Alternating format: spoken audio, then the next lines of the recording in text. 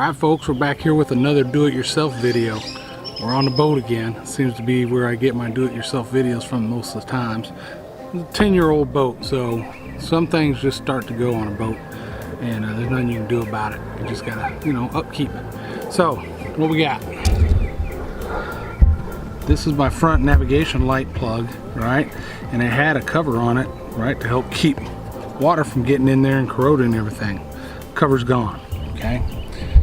So, I went and found another one just like it, and that's fortunate. It's the same 3-screw hole placement, all that, right? Same cover. I could pull that one off and just throw this cover on it, but no use doing that. I might as well replace it. So, this is probably going to be the simplest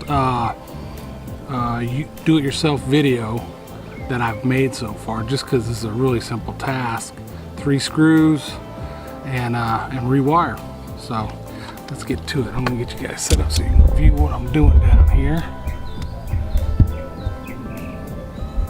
There we go. All right.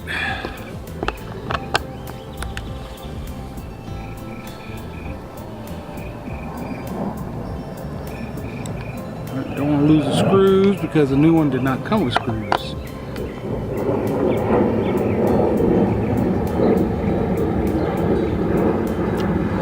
Sorry about the airplane noise. That's the way it goes when you're filming outside in a suburban environment. Okay, 3 screws out. Let's see how easy this guy is to pop out. There he goes. Alright, so you can see they used some kind of sealant around it, but it didn't work very well. And what I realized is I'm going to have to be careful with that, because you don't want to get it in the groove where the top goes, because then all of a sudden, and that was the door saying that somebody's here, which is me out front in the car driving by. So if you get it up in here, then you have problems with this thing opening and shutting, so you really need to keep it close to the edge of this. So I'll probably, when I go to install the new one, I'll probably put it on here, just right around here, right, and then set it in around the screw holes. Alright, so that's what we got for wiring. So that sucker is tight. Now, clean all this off. Yeah, it's not quite as simple as I thought it was going to be, because the wiring's real tight. I'm going to go in through the front hatch here, which is the anchor hatch, and I can access that from the bottom. See if there's one of those clips that holds the wiring together that I can loosen or take off, so that I can go ahead and access that. So let's see. I might even try to do it with you all watching. This little door's going to flip up and probably hit the camera. So move the camera back.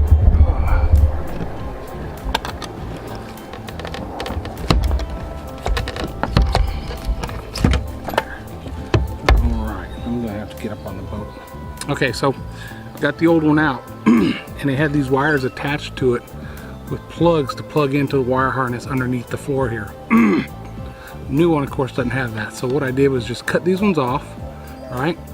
And then I'm going to attach them to these ones. Sometimes I see people using those twist-on wire ties to do wiring. That's fine in your house, but you shouldn't do that for automotive or boat, right? There's a lot of vibration, a lot of shaking, and with a boat there's a lot of water involved. So you want something a little more watertight, so I'll show you what we'll use. Alright, so this one already comes pre-stripped, right? You just pull that little piece off that's on there to protect it, okay? And then these ones, we need to strip. So we get a little bit better job than those things.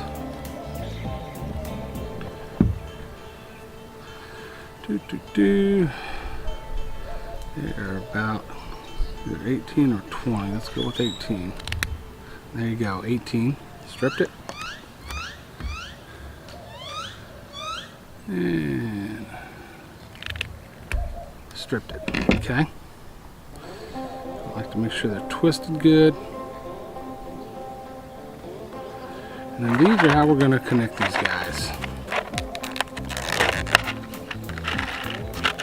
Alright, so you slide it in, crimp it, slide the other end in, crimp it, and then you heat this and it's going to melt, right, like a shrink tube, right, onto this, so you get a better connection. So Put this one on here. Just gotta crimp it. Oh shit, that didn't work well, did it? You gotta be careful. Just destroyed that one. So we're gonna go to the cheap crimper because I know it's not good enough to destroy it. Does that sound right? Sounds about right, don't it? Twist it so they're all together. In there as far as you can. This guy. And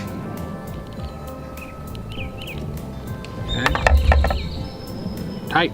Okay, so this was the black one. So the new one, both lines are black. The old one line's black and one line's gray. So I figure I might as well match them up just so that they stay with the same one. So this would be this one here. So now I'm gonna put him in. All right, hold him in place. Grab the crimpers. Crimp them. Nice and tight. Okay.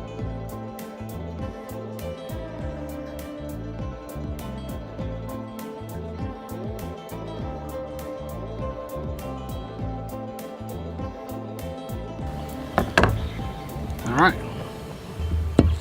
Time to play with fire. Be careful when you're playing with fire, folks. All right. You gotta be careful because the flame out here is hard to see. So I'm close to it. There it goes.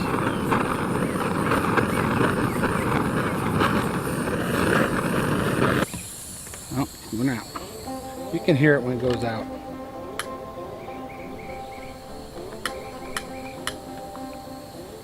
Could actually, watch this. That gives you too much problems. Handy dandy lighter will do the same thing. It's just not quite as focused. Alright. See it start shrinking out there. Grab this end of it. A little bit more. And boom, she's done. So that's one.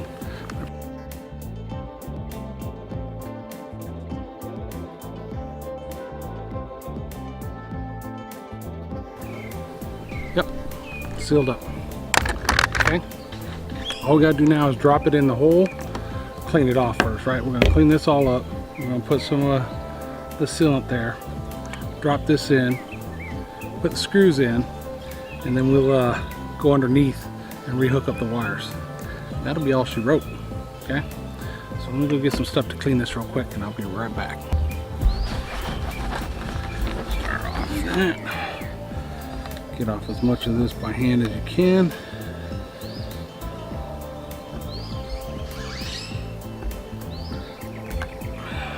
Use the proper stuff. You don't want the permanent sealing that dries hard, because then years from now when somebody has to replace this, me or whoever owns the boat at the time, it will be a much more difficult job if you get the stuff that dries hard. So they use the right stuff here. Well, of course they should. This is from the manufacturer. Back, let me get something to scrape that with. I'll be right back. Small flathead screwdriver. Besides getting all this stuff off, we're gonna have to clean the dirt off of here if we want ours to stick to it, right? You can't put this stuff on a dirty surface, it won't stick. This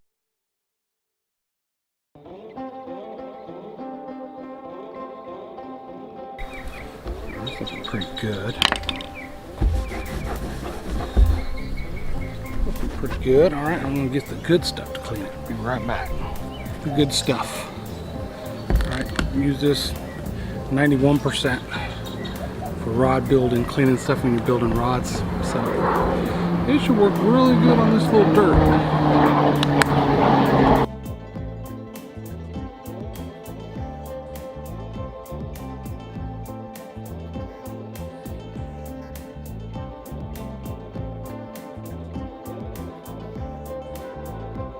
One thing I'm going to do is test fit and make sure the screw holes really do line up, because if they don't, then then it's gonna suck because I'm gonna have to do some drilling. But I'm pretty sure, bingo, line up perfectly.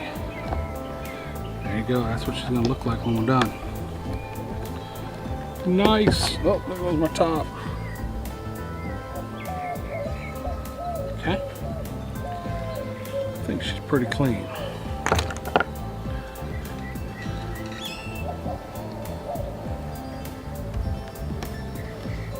Alright, I'm pretty happy with that. Let's go get the goo to hold it all together. You'll see that. Alright, so the stuff we're using, 3M Marine 5200, right? White, okay? High strength, ideal for through hole fastening. So, the drawback that I've found, and maybe if you got a solution for this issue, you guys, you can let me know. But the drawback that I've found is once you open one of these, put the top back on, whatever you want to do, it's going to harden and you're not going to be able to use it again. And so it's like you're wasting a whole bottle on this. So you either buy a small one, or maybe there's somebody's got a better way to save it. But you got to poke the hole in there, cut this to the size of the bead you want to run, right? And then put this on here and you're ready to rock and roll. But I need something to do all those hole cuttings that I just said. So be right back. I think we're racing the rain right now. So where'd I just put that? Right in front of you, John. All right. Don't cut this on your deck if you're afraid of getting a little scratch on your deck. All right, that hole's about right. I'm not going to stick this inside there to make that hole, though. We will use this guy. All right, clean that off good so you can continue to use a screwdriver. Okay, this guy on.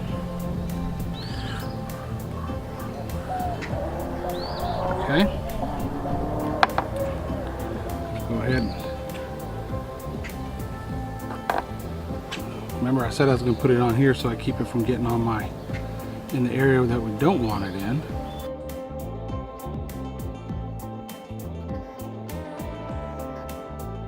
Alright, now just drop that on something because it's going to continue to push a little bit out. Drop my wires. Okay. Once you get it on here, you don't want to move it around too much because you could push that stuff into the area you don't want it in. Okay, so let's get some screws started.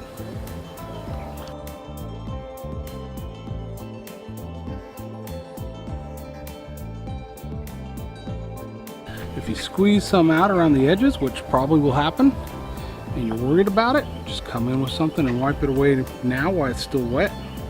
It's no big deal. If you're not worried about it, you ain't worried about it. I end up getting it all over the place like that when I worry about it, so not worried about it too much.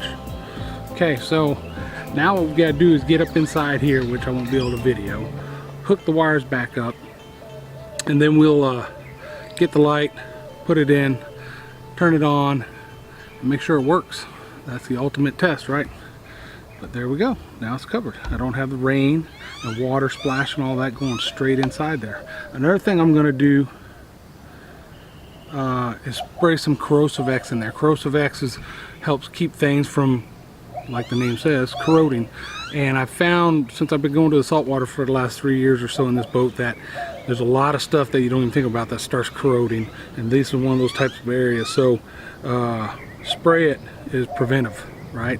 It doesn't affect the electrical charge. It's still going to plug in and work, but it'll keep that corrosion from building up inside there. So we're going to spray it. Okay. All right, we've got success.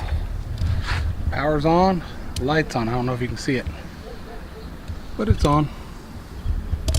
So there you go. That was a pretty easy one. The toughest part was just getting up underneath and reconnecting those cables, and that's about it.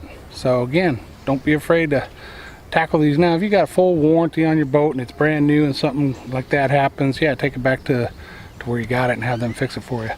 But if it's a 10-year-old boat like mine, there's no warranty or nothing left on it, and it's just normal wear and tear stuff, jump in it, take care of it. It's not that hard. So all right, folks, I hope you enjoyed it. Do me a favor, if you did, hit that subscribe button down below if you're not already a subscriber. Give it a thumbs up if you would, and hit the notification bell. That way next time I upload a new video, you'll get a notification that it's up there.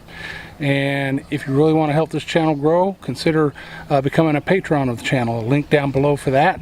You can sign up for as little as $1 a month, and that'll help us build a bigger and better channel, better equipment, better video quality, and so on. So again, thanks folks. You have a great time, great day, and I'll catch you later. Bye. Peace out.